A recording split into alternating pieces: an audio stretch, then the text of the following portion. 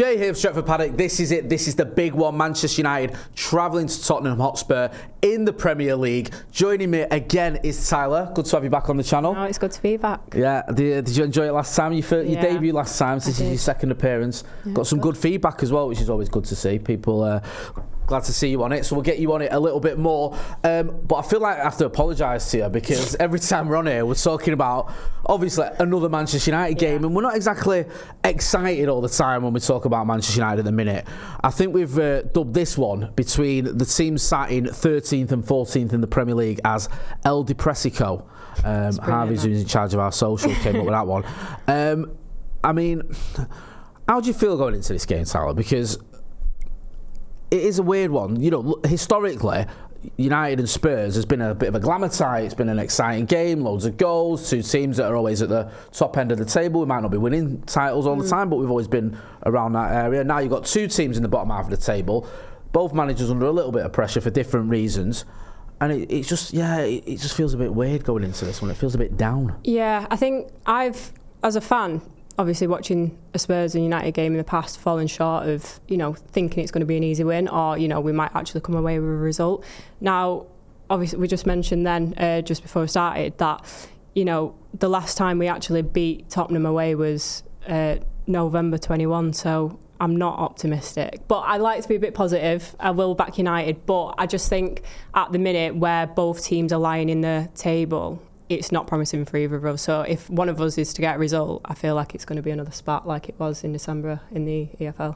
Really? Yeah. Yeah, I mean, I know what you mean. I don't want to put everyone on a downer, but you have to be realistic about where we're at. I mean, Manchester United have had a decent run overall, but a lot of that has been in the cup competitions. We're obviously still in the FA Cup. We're still in the Europa League. In our league form hasn't been great. It hasn't been great all season. I think we were 13th when Amorim came in, and we've stayed there, which is just, you know, at least we're consistent. Yeah, well, yeah, for the wrong reasons though, unfortunately. But no, I think hopefully we can go into it not having obviously just had a result against Leicester, because as we've watched it, it wasn't the greatest game. But, and I know obviously it was a cup game, going into it, we need to prioritise the cups and what have you, because it's only our saving grace at the minute, but we need to win this game on Sunday. Yeah, and the good thing about Spurs as well is, I've said this before and it's come back to bite me in the face, but they are a team that is still considered one of the big teams. Spurs, even though they are sat in the bottom half of the table, a bit like United in that respect, you talk about Spurs, you think of a team that is, you know, a good team, a team with history, a team with a massive fan base. It's a big scalp, if you will, if you can get that. Yet they're a team that doesn't have that form momentum. Or that momentum or anything at the minute. So it's almost the ideal game, really, if you're going to play someone away, in the sense that you've got a team that is underperforming, but if you get a win, it's still a big win, if that makes sense. You've got some key players. You still, you know, you've got the likes of Son in there. You've got Porro in the defence. Like, there is some good players, but United have some decent players. So again, it's who's going to come out on the day, I think, sometimes with Tottenham and United. It really is. Talking of tactics, also let's talk about tactics, I should say. There's been a lot of sort of mention, noise, criticism, if you will, about the fact that Ruben Amorim has stuck to his guns. He's stuck with this 3-4-2-1. It's not only that he's stuck with that, even with the personnel that he's using, the way he's used them within that system, some people have questioned it. We saw it on the overlap this week. I think it was Postecoglou was talking about the Patrick Dorgu debut and how he played, I think, is it a left-footed wing-back on the right-hand side, whilst he had Diogo Dalot on the left-hand side. Now, he has done that in the past, similar things at Sporting. I think he's at Kendo, who's left-footed, who plays on their right-hand side. But a lot of people have questioned that, and also questioned whether he should go to 4 at the back or 3, you know, a 4-3-3 or whatever, because especially in the Premier League, the results haven't been great. What do you think about the way the manager stuck to his guns? Do you think that is the right approach? I think like many people, like you just said, were probably a bit confused as to why he put Dorgu on the right. I think we'll go into it in a little bit, but I do think there will be a reason for it, which I'll get onto. But I don't know. I think we've brought him in as a left wing back. I think hopefully he utilises him in that position, because we know that Dalot can play on the right quite well. If Mazraoui comes in, he's good on the left, but he's a very versatile player, as we know. I think Ruben needs to stick to his system, and I can't see him. We know he's got some balls about him. You know, he's quite a big character, and uses the media to his advantage in a way, but I think he needs to stick to his system for it to work, because I think you were saying on another podcast the other day, it was like, you can't let players dictate the system that you play, if that makes sense. I understand what you mean. If your tactic's not in sync with the team, then you need to find a way in which you're around that. But at the minute, I think he's doing well sticking to it. I think he needs to. I agree. I think he needs to. I think you know, you're right, because if you just change it now, people will probably say, "What was all that about? What have we just wasted?" You know, nearly all the season sticking to this tactic that you then abandon. And at least the sort of the plus point in sticking to it is, long term, the players are learning the system that they're going to be playing in, the ones that he keeps hold of. So I do understand it. It's just, I think the issue has been, he did say we'd have some suffering, didn't we? Some short-term suffering. I didn't expect it to be quite as bad as it's been. That's probably been the issue. It's just hard because he's come in like midway through a season, and it's like, at least give the guy a full season where Ineos can hopefully back him with, you know, the players that he wants to get to work in his system. Like, perfect, like Dorgu's come in, he might be playing him as a right wing back, but if he actually sticks him on the left and we get some more players in, maybe we'll see why he's bringing these type of players in and how that works for him, hopefully by the summer. Again, not optimistic. Oh no, it's hope springs eternal, sort of. Let's talk about our predicted 11 then, because we've mentioned the tactics, we've mentioned 3-4-2 or 3-4-2-1 and who's going to play where and whether he is going to switch it around a little bit. Let's talk about your team first. We'll put yours up there. So this is the team you think Ruben Amorim is going to pick. Now, he did say in his press conference, as we're recording this, we just heard from him, that there are injuries. He didn't quite go into the nature of some of these injuries, though. So there was a little bit of speculation, as always, as to who's fit and who's available. We know that, obviously, Martinez is out and Mason Mount, I think Luke Shaw aren't anywhere near ready. But there's others we're not so sure about. But talk us through your thinking here. The one thing I'm going to sort of mention straight away is you've got Patrick Dorgu, on the left. You've got him as left wing-back, which I think most people expected in the last game or were hoping for. Why do you think he'll revert to that now? I think he's tactically doing it depending on who we're playing. So we know Porro is, obviously, if they utilise their right wing backs, is there on the right. And I think if he puts Dorgu on the left, considering like the first 45 minutes we saw against Leicester when Dorgu started, his pace is actually pretty good. If he can keep Porro at bay, I think he'll put him on the left. Well, we know that Porro's not like short of counter-attacking, like he's good at that and he can get down that wing. But if Dorgu can keep him in his place, I think he'll be better at that than Dello. So that's why I've put him on the left wing back there. I mean, it's probably subject to change. If he's going to start him like last game on the right, then again I wouldn't be surprised if he does that. But I'm kind of hoping to see him one-on-one with Porro there.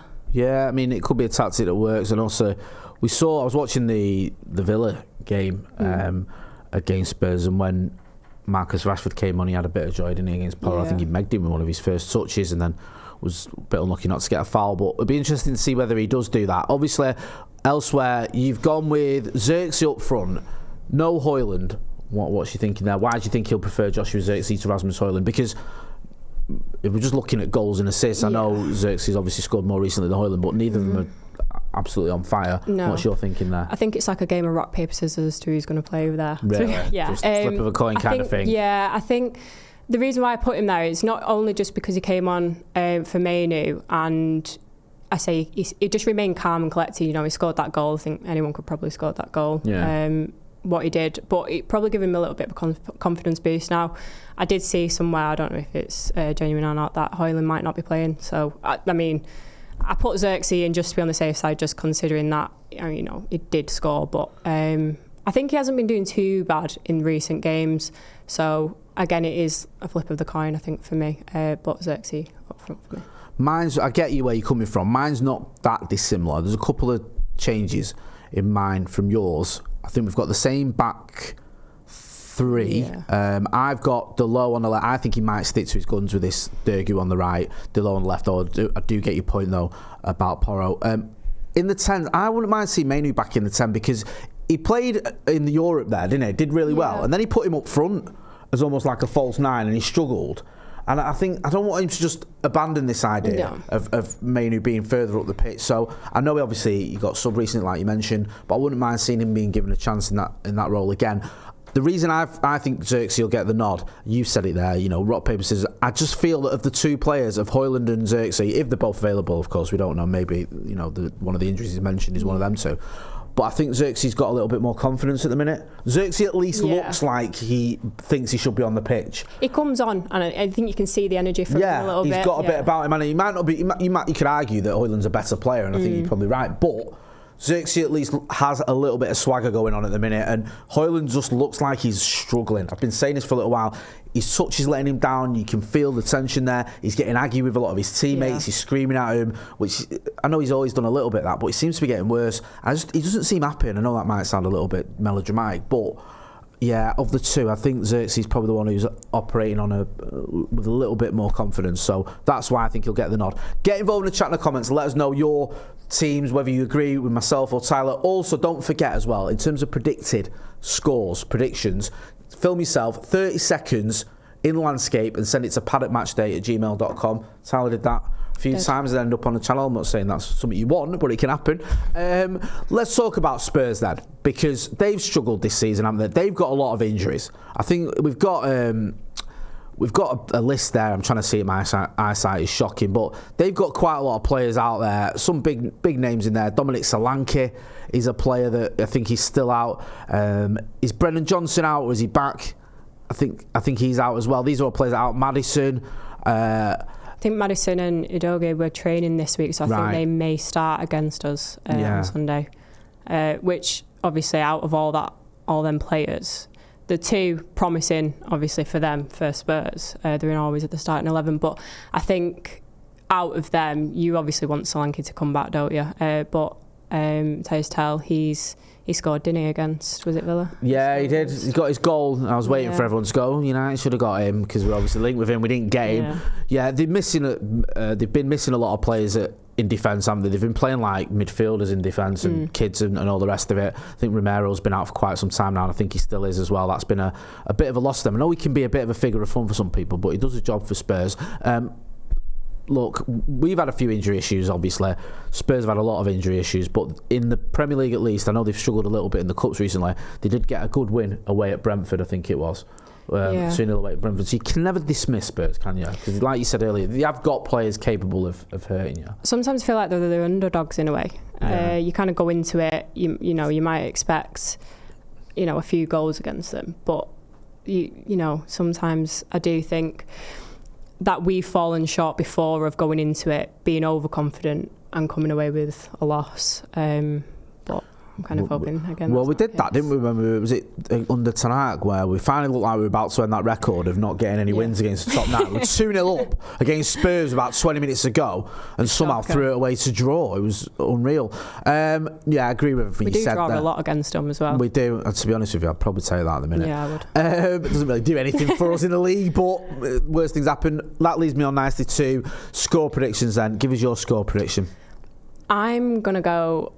Again, I'm going to back United. I'm going to go 2-1. You're allowed I do think we will concede. I mean, I can't remember a time we haven't conceded recently. So I'm going to say 2-1. Our away record is obviously weirdly better than our home one. That is weird considering what's been going on last year or so. So yeah, 2-1. And I'm going to predict who's going to score. Oh, even better. I know. Ahmad and Bruno penalty. Wow, very specific there. Ahmad will bring over the penalty. I wasn't expecting you to give me the nature of the goals as well, but fair play to you. Look, you know what? I actually went against what I usually do. I went with a loss against Leicester. What did you say? I said we'd lose on penalties, and we won. I didn't even get that far. I know. That's how confident I was. So, with that in mind, I'll go for another loss.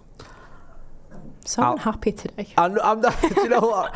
It's all part of the tactic. I predicted a loss and we won, so I'll try that again. I think we'll lose 1-0. Let us know what you think. Get involved in the chat and the comments, and don't forget to send us your score prediction. Film yourself 30 seconds in landscape and send your score prediction to paddockmatchday@gmail.com. Tyler, thanks for coming on the channel again. Good to chat to you. Thank you. Hopefully we'll see you on over the next few weeks again as well. Don't forget, if you've not done already, you can check out Tyler on your socials. You know where to find me. That's been Tyler. I've been Jay. This has been a preview Manchester United's trip to Spurs. Thanks for watching.